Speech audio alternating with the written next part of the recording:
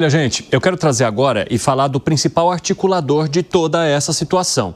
Então, há muitas críticas ao posicionamento do presidente Lula ao não tentar um diálogo com o presidente norte-americano Donald Trump, mas o vice-presidente Geraldo Alckmin, sim, tem atuado intensamente para tentar reverter essa situação, inclusive com dezenas de reuniões com os setores que são afetados. E por conta disso, ele tem conquistado um protagonismo que até agora teria sido inédito neste atual governo. Eu quero entender aqui do André Anelli de onde vem essa percepção e como que isso pode trazer, inclusive, saldo político para o vice-presidente, caso Lula tente uma reeleição em 2026. Conta pra gente, André Anelli. Bem-vindo. Sim, Evandro, muito boa tarde a você e a todos aqui no 3 em 1 da Jovem Pan. O vice-presidente Geraldo Alckmin, ele que também é ministro do Desenvolvimento da Indústria, Comércio e Serviços, tem desde o dia 9 de julho, que foi quando então o presidente dos Estados Unidos, Donald Trump, enviou aquela carta ao presidente Lula informando sobre o tarifaço dos produtos brasileiros. A Alckmin, desde essa data então, tem liderado de forma natural, orgânica, pela avaliação do Palácio do Planalto, todas as negociações, não apenas com os Estados Unidos, mas também tratado do diálogo interno em relação a todos os efeitos, as consequências que esse tarifaço acabou provocando na economia brasileira. São pelo menos 30 reuniões que já foram feitas desde o dia 9 de julho até agora, com setores que são prejudicados aqui, então aqueles que se destacam na exportação para os Estados Unidos, e já foram pelo menos 3 reuniões com o secretário do Tesouro americano, Howard Lutnick, no sentido também de tentar reverter esse tarifaço, mas até o momento sem sucesso. Isso porque o presidente americano tem usado argumentos que são considerados pelo Palácio do Planalto políticos e inegociáveis, a exemplo justamente então de uma mudança no julgamento do ex-presidente Jair Bolsonaro, que é nesse momento apontado como figura central daquela suposta trama golpista para permanecer no poder após a eleição de 2022. Então, mesmo sem um resultado concreto, sem alguma medida que tenha feito os Estados Unidos reverterem o tarifaço, o vice-presidente da República, o ministro do MDIC, tem se destacado nessas negociações porque tem se colocado de forma exposta como uma figura que representa o diálogo brasileiro e que, por isso, então, na avaliação do Palácio do Planalto, seria a figura importante, fundamental e necessária para acompanhar o presidente Lula mais uma vez na candidatura à reeleição em 2026. Evandro. Eu quero analisar com vocês o protagonismo do vice-presidente Geraldo Alckmin e vou começar contigo, Zé Maria Trindade. A gente sempre soube que Alckmin tem facilidade para negociações. Não à toa comandou o estado de São Paulo por tantos anos. Como é que você avalia essa percepção agora ao haver o alinhamento à política do presidente Lula? Porque a atuação do vice-presidente Geraldo Alckmin foi colocada muito em xeque a partir do momento em que ele aceitou entrar nessa chapa com Lula, alguém que ele criticou durante muito tempo nas políticas passadas. Mas já era de se esperar que na hora da questão prática e técnica seria o Geraldo Alckmin quem precisaria entrar e tocar o trabalho, hein, Zé Maria Trindade? Me contaram que logo que Geraldo Alckmin aceitou ser o vice na campanha, o presidente Lula o acolheu de uma maneira assim inesperada e muito forte. Me disseram lá nos bastidores que ele ficava preocupado o tempo inteiro com o Geraldo Alckmin. O Alckmin já jantou, o Alckmin já tomou café e já lanchou, e não sei o quê, tudo preocupado com esses detalhes. Então, os dois se deram bem ali no debate. O Alckmin foi governador de São Paulo de uma maneira assim, 4 vezes, né, eu acho, desde quando era vice de Mário Covas, ele assumiu, depois foi eleito e reeleito.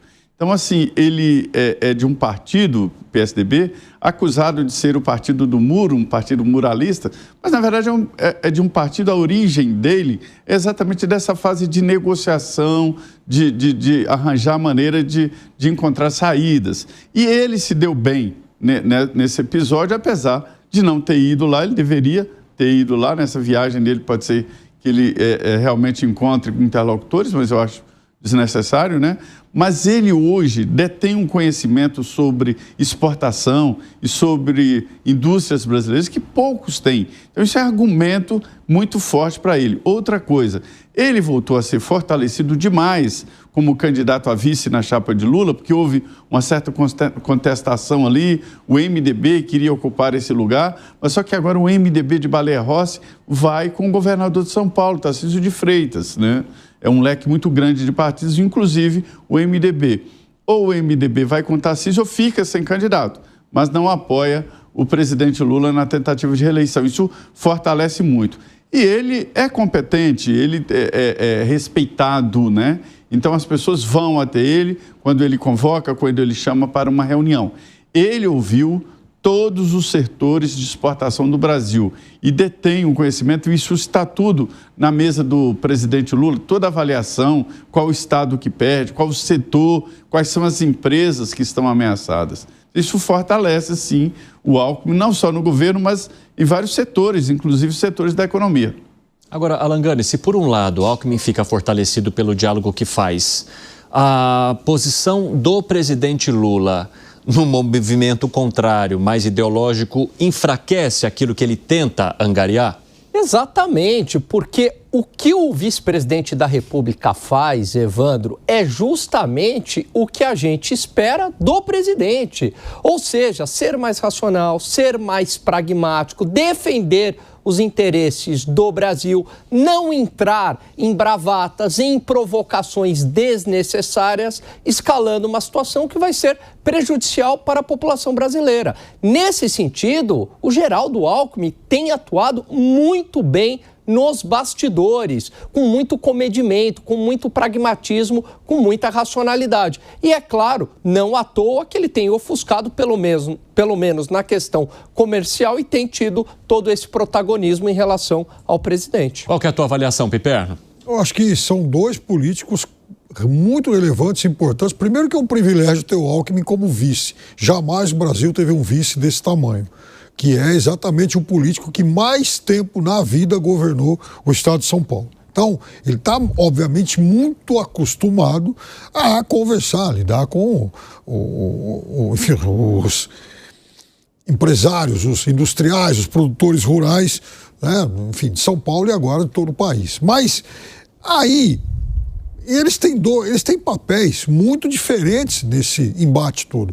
Primeiro, o presidente Lula sabe que, né, do ponto de vista prático, não há nada hoje que o governo brasileiro possa fazer em relação a convencer o governo americano a amenizar isso. Não, veja, o papel do governo brasileiro hoje, nesse sentido, é nenhum. Não vai. O Brasil, a única coisa que o Brasil poderia entregar para o presidente Trump é: tá bom, então vamos conversar e nós vamos nos distanciar do BRICS. É óbvio que o Brasil não vai fazer isso, até porque seria uma interferência indevida na política externa do Brasil.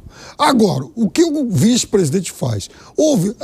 Para mim foi muito emblemática a imagem no começo dessa crise dele dando entrevista ao lado dos presidentes da ANCHAM e da US Chamber. É isso, é juntar empresários. Ele tem feito isso desde o começo dessa crise. Juntar empresários, organizar, inclusive, os canais de comunicação com empresários de lá. É esse o caminho.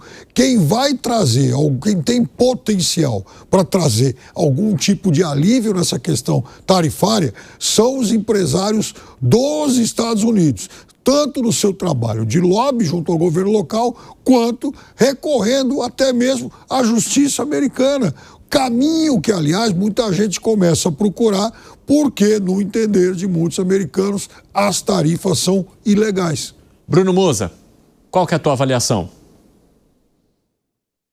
Bom, claramente o vice-presidente ele tem uma forma de interlocução, um conhecimento e um meio, um caminho para entrar no meio dos empresários, saber falar o linguajar de uma maneira muito mais ampla do que o próprio presidente Lula. Com isso, entre um e outro, ficaria claro que o caminho seria muito mais fácil com o Geraldo Alckmin. Agora, eu não consigo achar ou confiar em uma pessoa que falou abertamente, não volto à cena do crime, e voltou como vice-presidente. Mas me parece que é o desenho que está aparecendo. Ainda mais quando novas chapas fortes começam a aparecer. Eu estava lendo agora há pouco sobre a possibilidade, inclusive, de Tarcísio não sair para candidato e sim continuar na reeleição do governo do estado de São Paulo e sair Ratinho Júnior com possibilidade, inclusive, de Kassab compondo essa chapa e, obviamente, levando essa parte do Centrão. Então, eu vejo que essa saída, esse esvaziamento do governo por parte de quem o apoiou lá atrás começa a abandonar e formar novas chapas que parecem realmente fortes. Então, me parece que se Lula vier candidato, também há aquela linha que nós comentamos aqui outro dia de que possivelmente ele sequer saia como candidato. Se ele continuar, eu acho que seria bem provável que aparecesse Lula e Alckmin. Agora, apesar dessa interlocução melhor do Alckmin, eu acredito que o poder dele também é muito esvaziado, uma vez que, acredito eu, isso é opinião pessoal, que ele dependeria da chancela do próprio Lula para poder fazer os seus próprios movimentos.